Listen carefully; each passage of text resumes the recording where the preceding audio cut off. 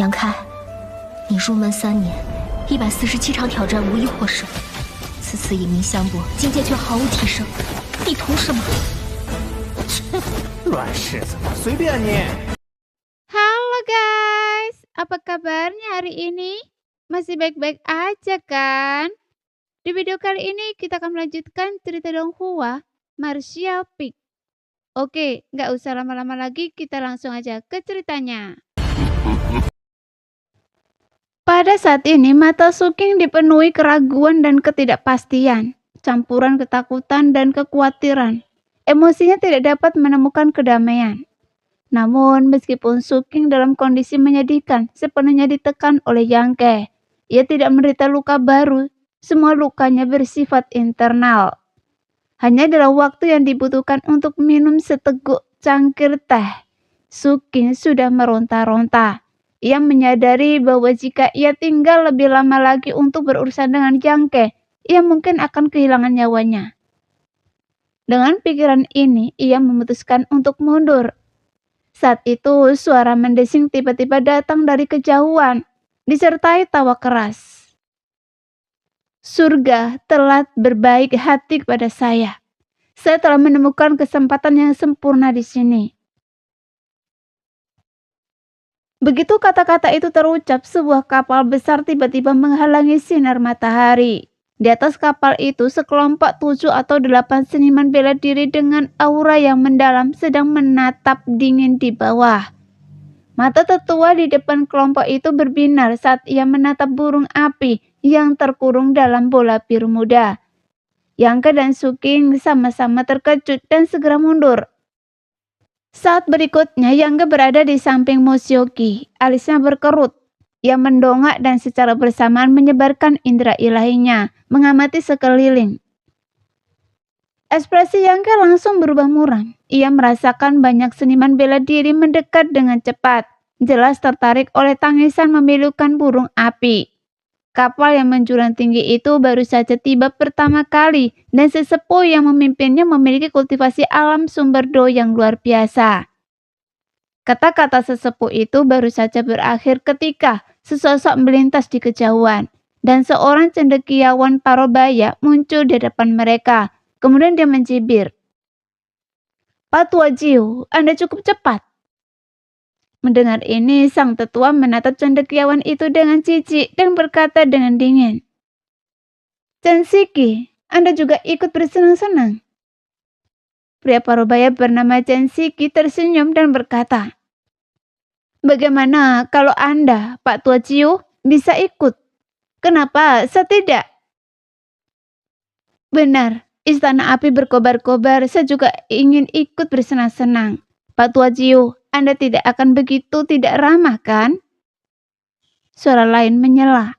Saat 3 kereta perang seperti harimau muncul dari suatu tempat, seorang pria kekar di depan melompat ringan dari salah satu kereta perang. Di sekuat beruang, seluruh tubuhnya memancarkan kekuatan elemen api yang khas, bahkan rambut dan janggutnya berwarna merah tua. Melihat kedatangan orang dari aula api berkobar ini, Pak Tua Jiu dan Chen Shiki mendengus dingin. Wajah mereka menunjukkan sedikit ketidaksenangan. Tampak sangat waspada terhadap pria kekar ini. 3 ahli alam sumber do. Yang Ke mengerutkan kening dalam-dalam. Berdasarkan inderanya, ia dapat memperkirakan secara kasar kekuatan ketiganya. Pak Tua Jiu dan Chen Shiki yang tiba lebih dulu kemungkinan berada di tingkat pertama alam sumber do. Sementara pria kekar ini adalah seorang ahli di tingkat kedua alam sumber do. Oleh karena itu, begitu pria kekar itu muncul, Pak Tua Jiu dan Chen Shiki berhenti berdebat, bertukar pandang dan malah tampak ingin tetap bersama untuk menghangatkan diri. Tidak disangka, kepala aula Luo akan datang. Bukankah kepala aula Luo perlu mengawasi aula api berkobar? Saya dengar aula Anda akhir-akhir ini tidak begitu tenang." Pak Tua Jiu sambil mendengus dingin. Pria kekar bermarga Luo itu terkekeh.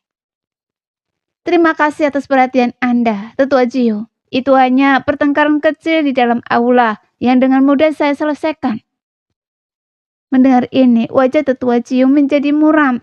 Ia tahu bahwa diselesaikan dengan mudah kemungkinan besar berarti kematian banyak orang. Meskipun penampilannya mengesankan dan riang, kepala Aula Luo kejam dan bengis, ditakuti oleh banyak orang di sekitar kota hutan Mample. Saat mereka berbicara, semakin banyak siluman bela diri berkumpul, kebanyakan berkelompok. Mereka yang sendirian seperti Chan Shiki sangat jarang. Situasi ini sangat meresahkan ketiga kultivator alam sumber Do. Mereka ingin mengusir makhluk-makhluk kecil ini, tetapi tak satu pun berani memimpin dan memicu kemarahan publik. Yang diam-diam bertahan kening, merasa masalah ini semakin sulit ditangani. Saat ia ragu-ragu, kepala Aula Luo tiba-tiba bertanya, "Tetua Ciu, Anda berpengetahuan luas. Apakah Anda mengenali jenis binatang iblis apa ini?" Ia telah menatap burung api yang terbungkus dalam bola biru muda, tetapi tampaknya tidak dapat mengidentifikasi spesiesnya. Jadi ia harus bertanya. Tetua Ciu merutkan kening dan berkata, "Menurut pendapat saya, makhluk kecil ini tampaknya memiliki garis keturunan ponik." "Ponik? Roh suci kuno?" Mendengar ini, banyak seniman bela diri tidak terkejut, tetapi malah mundur selangkah karena ngeri. Nama roh suci kuno terlalu agung, begitu agungnya sehingga bahkan seniman bela diri biasa pun akan merasa ngeri saat mendengarnya. Keberadaannya bahkan membuat 10 kaisar tertinggi merasa sangat merepotkan. Ia adalah roh suci yang kuat yang lahir sejak zaman kuno, dan kekuatannya cukup untuk menghancurkan seluruh alam. Mata Yangke berbinar mendengar ini. Jika ini benar, itu akan menjelaskan mengapa ia merasakan tekanan samar yang berasal dari burung api. Naga memiliki kekuatannya, burung ponik memiliki kekuatannya. Jika burung api ini benar-benar memiliki garis keturunan ponik, tentu saja ia memiliki tekanan bawaan, kekuatan pencegah yang berlaku untuk semua makhluk hidup. Chan Shiki mengangguk setuju dan berkata, "Saya setuju dengan pendapat Tetua Ciu, tetapi saya tidak tahu dari garis keturunan mana makhluk ini berasal." Kepala Istana Luo terkekeh. "Saya dengar di zaman kuno ada roh suci bernama Luan Feng yang memiliki garis keturunan ponik dan luan biru. Saya pernah melihat beberapa catatan dan ilustrasi dalam teks-teks kuno, dan mereka memang mirip dengan makhluk kecil ini, sekitar 7 atau 8 poin. Tapi saya belum yakin untuk saat ini." "Luan Feng?" Tetua Ciu merutkan kening lalu tiba-tiba berteriak pada Su Qing yang berdiri di sampingnya. "Nah, saya bertanya pada Anda, apakah makhluk kecil ini pernah menggunakan kekuatan sebelumnya?" Su Qing telah menghilangkan simbiosis jiwa binatang dan kembali ke wujud aslinya, tetapi wajahnya agak pucat, jelas menunjukkan banyaknya tenaga dalam pertempuran tadi. Mendengar pertanyaan Tetua Ciu, dia tidak berani menolak dan segera menceritakan semua yang telah terjadi. Para kultivator alam sumber Do mendengarkan. Ekspresi mereka semakin bersemangat, karena berdasarkan deskripsi Su Qing, burung api ini mungkin memang dari garis keturunan Luan Feng. Itu adalah roh suci kuno. Dengan kata lain, burung api kecil ini adalah keturunan roh suci dan masih muda. Jika mereka bisa menangkap dan membesarkannya, setelah dewasa mereka bisa mendapatkan roh suci sebagai asisten secara gratis. Menjadikan status mereka tidak berbeda dengan 10 kaisar puncak teratas. Menyadari hal ini, nafas banyak orang menjadi lebih cepat. Ini adalah kesempatan emas untuk mencapai puncak dalam satu langkah. Tetua Ciu, Chan Shiki, dan kepala Istana Luo menatap burung api kecil itu dengan tatapan yang sangat rakus. Waktunya pergi. Yangke mengamati ekspresi mereka, menyadari bahwa ini bukan tempat untuk berlama-lama, dan segera berbisik kepada Mo Xiuqi. "Bolehkah saya melepaskan tangan saya?" tanya Mo Xiuqi dengan takut-takut. "Kenapa Anda menutupinya?" Yangke sangat marah dan tiba-tiba melepaskan tangannya dari matanya. Setelah penglihatannya pulih, Mo Xiuqi melihat sekeliling dan langsung terkejut. "Begitu banyak orang?" "Ya, jika kita tidak pergi sekarang, kita tidak akan bisa pergi." kata Yangke sambil menggertakkan gigi. Tapi burung poni kecil saya. Moshioki menggigit bibir merahnya menatap burung api yang terkurung dalam harta karun rahasianya. Meskipun bodoh, ia tahu mustahil membawa burung api itu pergi di depan semua orang. Anda tahu itu burung poni? Yangke menatap Moshioki dengan takjub. Tentu saja saya tahu. Saya langsung tahu saat melihatnya, kata Moshioki tanpa basa-basi. Yangke tercengang cukup lama sebelum akhirnya mengumpat dengan marah. Jika ia tahu sebelumnya bahwa yang ada di Gunung Kemurnian Kyo adalah seekor ponik muda, ia tidak akan datang meskipun Moshioki telah memberinya banyak keuntungan. Mengesampingkan pepatah, orang biasa tidak bersalah, tetapi memiliki harta karun adalah kejahatan. Mendapatkan ponik pasti akan membawa masalah yang tak terkesudahan. Lagi pula, itu adalah roh suci. Jika ada yang muda, pasti ada yang lebih tua. Yangke tidak ingin terus-menerus diburu oleh ponik dewasa. Ponik kecil ini jelas merupakan sasaran empuk. Namun begitu banyak orang yang dibutakan oleh janji masa depan, bahkan ingin memilikinya. Tapi apa yang bisa Yangke katakan kepada gadis bodoh dan dungu ini? Berdebat dengannya mungkin akan membuatnya sangat marah hingga muntah darah. Tepat saat keduanya diam-diam bertukar pikiran, tetua Ciu berbicara lagi bertanya.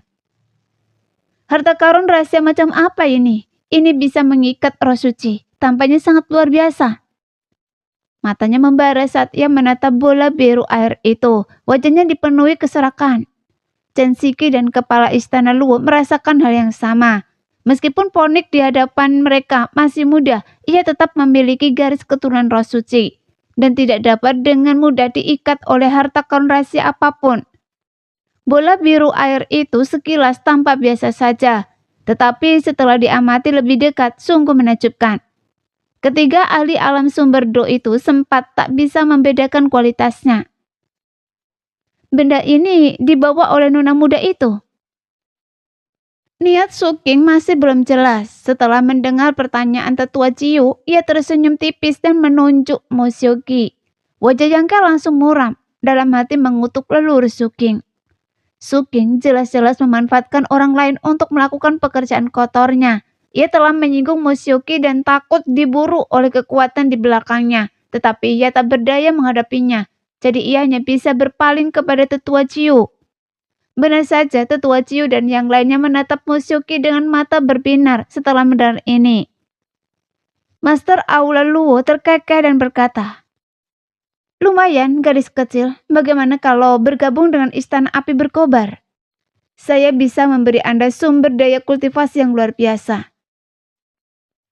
Dia langsung mencoba untuk memikat Moshioki. Jika dia bisa menenangkan hatinya, dia bisa membuatnya bekerja untuknya. Dan burung ponik yang terkurung dalam harta rahasia Moshioki akan menjadi miliknya. Seorang seniman bela diri biasa tidak akan begitu jelas menolak. Tetapi Moshioki, seorang gadis dengan kepala penuh tipu daya, jelas tidak begitu cerdik dan dengan tegas menggelengkan kepalanya setelah mendengar ini. Bibi Feng berkata bahwa kekuatan di luar sana tidak berharganya seperti rumput liar, dan saya tidak ingin bergabung dengan Istana Api Berkobar. Kepala istana Luo, urat dahinya berdenyut. Matanya tiba-tiba menjadi sedingin es. Sebaliknya tetua Ciu dan Chen Shiki tertawa riang dari samping. Namun wajah Yangke menggelap, bibirnya berkedut saat dia menggenggam tangannya dan berkata, Kepala istana Luo, tolong jangan pedulikan. Gadis ini agak gila. Apa yang saya katakan salah? Moshioki menatap Yangke dengan tatapan kosong. Diam.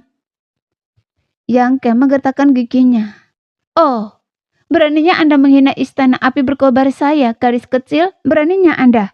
Jika Anda setuju satu hal hari ini, saya akan mengampuni nyawa Anda. Kalau tidak, Kepala Istana Luo tidak mau mendengarkan permohonan Yangke. Jawaban Moshioki telah membuatnya kehilangan muka, dan ia sudah dipenuhi niat membunuh. Jika ia tidak berpikir untuk menggunakan harta rahasia Moshioki untuk menaklukkan Luan Feng, ia mungkin sudah bergerak. Kepala Istana Luo, Anda benar-benar tidak boleh menyerangnya dengan gegabah. Gadis ini dipenuhi harta rahasia. Banyak di antaranya memiliki kemampuan bela diri. salah satu rekan saya lengah dan menjadi korbannya. Kehilangan jiwanya dan menjadi idiot. Bahkan saya sendiri hampir tertipu oleh tipuannya. Teriak Suking. Suaranya begitu keras sehingga semua orang bisa mendengarnya dengan jelas. Tubuh yang penuh dengan harta rahasia dan mereka bahkan bisa membela diri. Seru kepala istana Luo terkejut. Harta rahasia dengan roh? Harta rahasia hanyalah benda mati. Jika mereka bisa membela diri, itu berarti mereka memiliki roh. Harta karun seperti itu jelas berkualitas tinggi dan sangat berharga. Ini menarik. Mata tetua Ciu juga berbinar saat menatap Musyoki. Tatapannya terus-menerus beralih di antara anting-anting, jepit rambut, liontin, dan gelang Musyoki. Diam-diam ia merasakan dengan indera ilainya dan menemukan bahwa seperti yang dikatakan Suking, semua perhiasan yang dikenakan Musyoki memang harta karun rahasia dan berkualitas tinggi. Ekspresi Chen Shiki juga berubah, matanya dipenuhi keserakahan. Bajingan Suking, Anda akan mati dengan mengerikan. Yangke mengumpat, meraih Musyoki dan berkata, "Pergi." Sebelum selesai berbicara, Yangke melepaskan Musyoki seolah tersengat listrik. Karena saat ia meraihnya, tangannya terasa seperti tertusuk jarum. Rasa sakitnya luar biasa. "Maaf, saya sedang mengoleskan sesuatu ke tangan saya."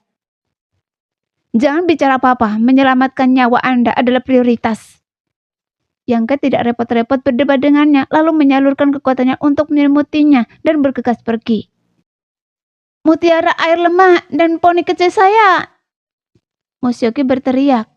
Tangannya membentuk segel tangan, seolah-olah mencoba mengambil mutiara air lembah dan ponik yang terkurung. Namun bagaimana mungkin ketiga ahli alam sumber Do yang hadir hanya berdiam diri dan menyaksikan ini terjadi?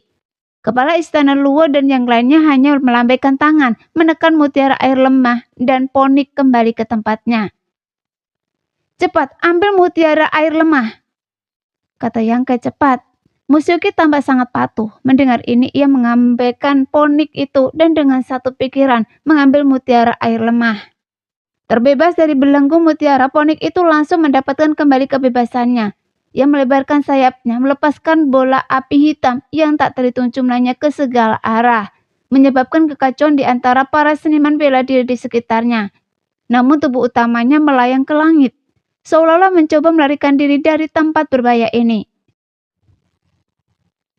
"Anda mau kemana?" Ketiga ahli alam sumber Do itu menyerang secara bersamaan, menghalangi semua rute pelarian poni kecil, tetapi tidak berani mendekat secara sembarangan. Bagaimanapun api hitam itu sangat menakutkan dan sekali disentuh sangat sulit untuk dipadamkan. Setelah menghentikan ponik itu, kepala istana Luo bahkan sempat menyerang Yangke dan Musyoki dari jauh. "Mencoba pergi begitu saja? Terlalu naif," cibir kepala istana Luo. Bahkan serangan ringan dari seorang ahli alam sumber Do tingkat kedua mengguncang hukum langit dan bumi di sekitarnya, membuat Yangke merasakan krisis yang hebat. Ia buru-buru menggunakan teknik kekosongannya, dan sosoknya tiba-tiba menghilang dari tempatnya. Kekuatan serangan telapak tangan itu tiba seperti yang diharapkan, menembus tubuh Yangke dan menghantam udara kosong. Di sisi lain, perisai energi berbentuk oval berkelap-kelip di sekitar Musyoki, menetralkan serangan kepala istana Luo sepenuhnya, membuatnya tak terluka. Ketika Yangke muncul kembali, ia menatap Musyoki seolah-olah ia monster. Ia mampu menghindari serangan kepala istana Luo karena ia menggunakan teknik spesial. Sementara Musyoki jelas mampu melakukannya karena deretan harta karun rahasia yang berkilauan yang ia kenakan. Gadis ini memiliki fondasi yang lebih kuat dari yang ia duga. Keduanya bergerak sangat cepat, lolos dari jarak yang sangat jauh dalam sekejap mata. Di belakang mereka, kepala istana Luo dan yang lainnya terlibat dalam pertempuran sengit memperebutkan ponik. Suara pertempuran memenuhi udara, energi kacau dan harta karun berkilauan terang. Rasanya mustahil mereka akan bisa menyusahkan Yangke dan Musyoki dalam waktu dekat. Setelah berlari puluhan mil, Yangke tiba-tiba berhenti. Musyoki juga berhenti, menatap Yangke dengan curiga. "Ada apa?" Yangke menatapnya dengan dingin, senyum sinis tersungking di wajahnya. Wajah Musyoki langsung memucat dan ia terhuyung mundur beberapa langkah, suaranya gemetar ketakutan. "Apa yang Anda inginkan? Saya bukan orang yang bisa dipermainkan." Yang tak kuasa menahan diri untuk memutar bola matanya. Anda pikir saya mau apa? Saya hanya ingin mengamati lebih lama di sini. Moshioki mengerutkan kening, berpikir sejenak, lalu tiba-tiba berseru penuh semangat. Maksud Anda, belalang sembah mengintai Togeret tanpa menyadari keberadaan Oriole di belakang. Ia tampak sangat bersemangat, seolah-olah telah menemukan sesuatu yang menyenangkan. Saya ingin menyergapnya dan melihat apakah Suking akan datang. Siapapun yang berani bersekongkol melawan saya ditakdirkan untuk akhir yang buruk. Cibir Yangke. Saya akan membantu Anda. Orang itu sepertinya bukan orang baik. Moshioki menawarkan diri. Seharusnya Anda sudah menyadari dia bukan orang baik sejak lama, kan? Yangke benar-benar terdiam. Seketika mereka berdua bersembunyi, menyembunyikan aura mereka. Namun Moshioki menjaga jarak yang cukup jauh dari Yangke. Bukan karena Moshioki licik dan tidak takut akan kedengkian Yangke, melainkan karena Yangke takut. Gadis ini penuh duri. Ia tak sengaja menyentuhnya sebelumnya dan tangannya berlumuran darah. Siapa yang tahu apa yang akan terjadi jika mereka terlalu dekat? Maka atas desakan Yangke, Moshioki menyergap 100 kaki darinya. Ia sedang cemberut, menggumamkan sesuatu dengan ekspresi kesal. Meskipun jaraknya 30 mil, indera kedewaan Yangke yang kuat memungkinkannya untuk melihat dengan jelas situasi di sana. Semakin banyak seniman bela diri bergegas ke lokasi itu, terlibat dalam pertempuran, termasuk banyak di alam Sumberdo. Seniman bela diri ini bertarung dengan sengit, baik dalam kelompok 3 atau 5 orang, atau dalam tim 7 atau 8 orang.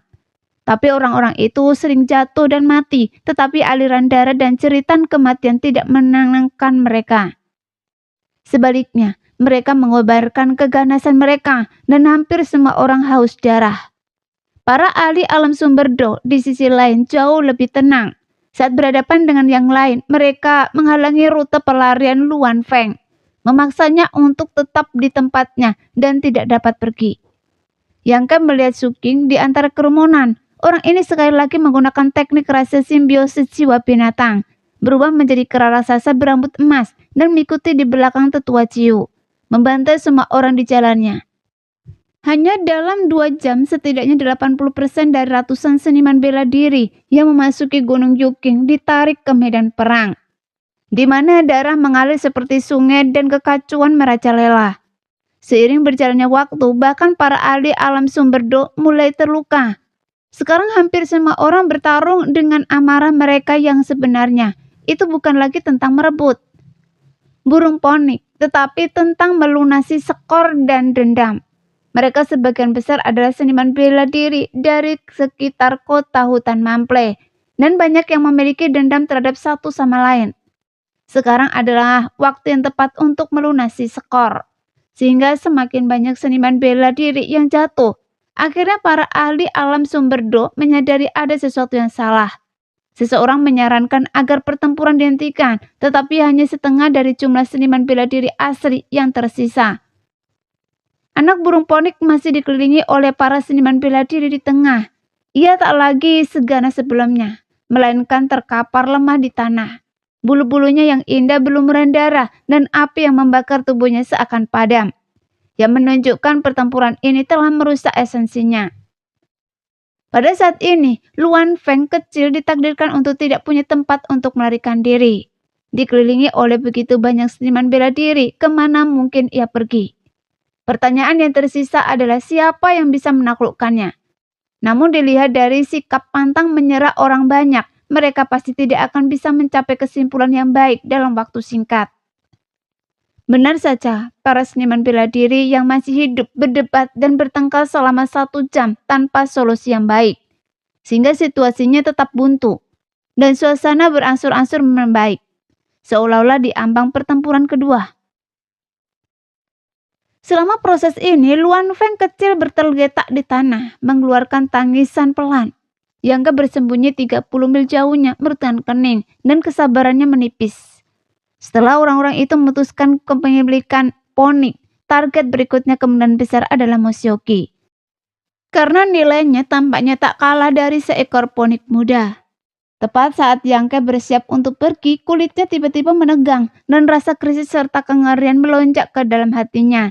Jadi hal ini membuatnya merutkan kening, bertanya-tanya apa yang membuatnya merasa seperti ini. Memalingkan kepalanya untuk melihat ke arah lain, Musioki tampaknya juga menyadarinya dan sekarang melihat sekeliling dengan sembunyi-sembunyi. Tiba-tiba langit menjadi gelap, seolah-olah awan gelap telah menghalangi sinar matahari di atas, dan bayangan besar menutupi bumi. Pada saat yang sama, suhu udara tiba-tiba naik, menyebabkan pepohonan rimbun di Gunung Yuking layu dan terbakar. Kemudian sebuah teriakan melengking dan tajam bergema dari langit. Yangka terkejut dan mendongak, dan saat berikutnya dia membeku sepenuhnya di tempat. Di langit, sesosok makhluk yang identik dengan Ponik muda itu mengepakkan sayapnya dan terbang di atas. Namun makhluk ini berkali-kali lipat lebih besar daripada yang muda. Pada dasarnya merupakan versi yang diperbesar. Kemanapun ia lewat, bahkan langit pun meninggalkan bekas terbakar. Ruang angkasa hancur berkeping-keping dan tekanan yang tak terbayangkan bagaikan gunung yang runtuh, menghantam Yangke, menyebabkan tulang-tulangnya retak dan berderit. Seekor Ponik, roh suci kuno. Seru Yangke kaget. Ini adalah Ponik yang benar-benar dewasa, makhluk kuat yang hanya muncul dalam legenda. Penguasa tak tertandingi yang mampu melawan naga sejati. Yangke mengerang dalam hati, meskipun ia telah menduga bahwa karena pada Ponik muda, pasti ada juga yang dewasa. Ia tidak pernah membayangkan bahwa Ponik dewasa akan muncul di hadapannya. Kekuatan tubuhnya yang besar hampir membuat Yangke tak bergerak. Belum lagi api hitam legam yang membakar seluruh tubuhnya, seolah-olah api hitam ini cukup kuat untuk menghancurkan seluruh dunia. Matanya bergetar hebat. Ia mencoba menggerakkan jari, tetapi mendapati dirinya benar-benar tak berdaya. Terpaksa menyaksikan tanpa daya saat Ponik itu terbang di atas kepalanya. 30 mil jauhnya, tubuh Ponik muda itu menjerit putus asa, berjuang untuk berdiri. Seperti anak yang kehilangan orang tuanya, berulang kali berteriak ke langit sebagai jawaban. Pada saat yang sama, Tuan Luo, Tetua Jiu, Chen Shiki, dan yang lainnya membeku di tempat. Ketika bayangan yang menutupi cahaya itu menimpa mereka, semua orang tahu bencana akan segera terjadi. Butir-butir keringat mengalir di dahi mereka saat mereka mati-matian mengumpulkan kekuatan untuk mencoba melarikan diri. Namun di bawah kekuatan roh suci kuno yang menindas, mereka sama rapuhnya seperti anak-anak. Jika bahkan para ahli alam sumber do saja seperti ini, mereka yang berada di alam raja kekosongan dan alam kembali kekosongan bahkan lebih tak berdaya. Beberapa ahli alam kekosongan yang kembali, yang kekuatannya terlalu lemah, bahkan muntah darah dan mati. Ponik itu berputar-putar di udara, seolah menyaksikan keadaan tragis keturunannya. Matanya tiba-tiba berubah menjadi merah tua, dan aura ganas dan jahat terpancar dari tubuhnya. Menyapu sekeliling, dia melayang di udara, rahangnya terbuka lebar, perutnya mengerut lalu mengembang. Sementara api hitam penghancur dunia menyapu bagai tsunami. Tidak! Tuan Luo hanya bisa mengucapkan satu kata ini dalam perjuangannya yang putus asa sebelum ditelan oleh api hitam dan langsung lenyap. Kemanapun api hitam itu lewat, tak ada yang tersisa. Dari sekitar 200 seniman bela diri yang selamat, tak satu pun lolos dari bencana ini. Semuanya terbakar habis, bahkan jiwa mereka musnah. Api hitam membumbung tinggi ke langit terlihat jelas bahkan dari jarak 100 mil. Api itu seakan membakar habis langit dan bumi, yang membuat tanah di area berubah menjadi tanah hangus, tandus, dan radius 10 mil menjadi zona kematian, yang terus menyebar dengan cepat. 30 mil jauhnya Yangka merasakan hawa dingin menjalar di tulang punggungnya. Melihat api hitam melesat ke arahnya bagai kilat, ia tak berani ragu lagi. Ia mengaktifkan kekuatan asal naga suci emasnya untuk melawan tekanan dasar dari Ponik. Dan akhirnya dia mendapatkan kembali secerca kebebasan. Detik berikutnya, ia segera memanggil mutiara alam mistis dan bersembunyi di dalamnya. Begitu Yangke menghilang, api hitam telah membakar habis tempat persembunyiannya. Seandainya ia sedikit lebih lambat, ia pasti sudah mengikuti jejak kepala istana Luo dan yang lainnya. Sialan! Saat bersembunyi di dalam mutiara alam mistik, Yangke tiba-tiba teringat bahwa ia telah melupakan Musioki. Meskipun Musioki memiliki harta rahasia yang kuat, ia kemungkinan besar tak berdaya melawan keganasan api roh suci kuno yang tak tertandingi. Tapi situasinya terlalu mendesak, jadi dia tak punya waktu untuk memikirkan situasi Moshioki. Sekarang, bahkan jika ia pergi menyelamatkannya, mungkin sudah terlambat. Jadi Yangke tak kuasa menahan rasa kesalnya. Meskipun ia tidak memiliki hubungan nyata dengan Moshioki, Yangke merasa sedikit bersalah karena membiarkan gadis naif dan bodoh ini binasa dalam api hitam. Mengingat ia sama sekali tidak licik, Yangke berharap Moshioki akan diselamatkan oleh takdir. Meskipun ia tahu kemungkinannya kecil. Setelah gunung kemurnian Giok terbakar, cahaya hitamnya menyelimuti area seluas 100 mil, memusnahkan semua makhluk hidup. Baru kemudian burung ponik yang menari-nari di langit tiba-tiba menjelma menjadi seorang wanita muda. Rambutnya disanggul, memancarkan aura dingin dan acuh tak acuh, dan ia mengenakan pakaian mewah. Matanya yang indah tanpa emosi, hanya dipenuhi niat membunuh yang dingin. Hanya ketika menatap anak ponik di tanah, secercah kelembutan muncul. Kemudian anak ponik itu pun berubah, menjelma menjadi seorang anak yang tampak baru berusia 3 atau 4 tahun, dengan gaya rambut runcing dan wajah tembam. Wanita muda itu mengulurkan tangan dan mengaitkan anak itu. Sebuah kekuatan misterius menyelimuti dan mengangkatnya ke hadapannya. Wanita muda itu melototi anak itu seolah memarahinya, tetapi anak itu terkikik dan merangkak ke pelukannya, mengambil posisi yang nyaman. Ia menutup matanya dan tertidur lelap. Wanita itu mendesah pelan, lalu dengan anak itu dalam pelukannya, menghilang secepat kilat. Sebelum pergi, dia melirik dan merutkan alisnya ke arah Yangke berdiri. Tampak bingung. 10 hari kemudian, Yangke akhirnya muncul dari Mutiara Swanji. Saat ia muncul, ia merasakan panas yang tak tertahankan melonjak dari segala arah. Dan itu bukan sekadar panas, itu juga mengandung kekuatan yang tampaknya mampu membakar jiwa seseorang. Yangke ketakutan dan segera terbang. Melihat ke bawah, ia ngeri. Pada saat ini gunung kemurnian Giok yang berpusat di medan perang hari itu dilalap api hitam dalam radius 100 mil. Meskipun 10 hari telah berlalu, masih belum ada tanda-tanda akan padam, terutama di bagian tengahnya. Api hitam yang menyala memancarkan aura kehancuran dunia, seolah-olah tidak ada yang bisa tumbuh di sana selama ratusan atau bahkan ribuan tahun. Tidak ada mayat di tanah, semua mayat telah terbakar menjadi abu. Ia melihat lagi ke tempat Moshioki bersembunyi dan wajahnya menjadi gelap. Tempat itu tampaknya telah dipengaruhi oleh api hitam. Cahaya yang menyala sangat gelap dan Moshioki tidak terlihat dimanapun. Gadis itu mungkin akan celaka. Yangke berpikir dalam hati, jika ada kesempatan ia tentu tak akan tinggal diam dan menyaksikan kematian Moshioki. Namun saat itu ia dan Moshioki hanya mereka di ujung tanduk. Dan ia tak punya waktu untuk berpikir terlalu jauh. Apakah ini takdir? Jika Moshioki tak menusuknya, jarak mereka tak akan sejauh ini. Jika Moshioki ada di sisi Yangke, pasti bisa membawanya ke dalam Mutiara Swanji. Setelah menggelengkan kepala, Yangke hendak pergi, namun tiba-tiba ia seperti menemukan sesuatu. Tatapannya tertuju pada suatu arah. Di sana sesuatu tampak tersisa. Apapun yang tersisa setelah api hitam Luan Feng yang menghancurkan dunia jelas bukan sesuatu yang biasa. Jadi wajahnya berseri-seri dan ia bergegas terbang. Ketika ia mendekat, ia benar-benar bisa melihat apa itu. Dan itu adalah selai bulu. Panjangnya sekitar 2 kaki, tidak hitam. Tetapi memancarkan cahaya merah menyala, tergeletak diam di sudut. Bulu Luan Feng. Yangke mengangkat alis dan melangkah maju dengan cepat. Dia tak berani meraih dan mengambilnya dengan gegabah, melainkan menggunakan benang darah emasnya untuk mengumpulkannya. Anehnya, bulung ponik itu tidak panas membara melalui benang darah emas. Yangke bisa merasakan hawa bulu itu sama sekali tidak mengancam. Tampak seperti benda biasa. Namun setelah diamati lebih dekat, ia dapat mendeteksi keganasan yang tak tertandingi dari fluktuasi kekuatan yang mengerikan yang terkandung di dalam bulu itu. Jadi inilah harta karun, bulu roh suci. Jika diberikan kepada pemurni senjata yang terampil, bulu itu pasti bisa ditempa menjadi harta rahasia yang luar biasa. Bahkan mungkin artefak tingkat kaisar.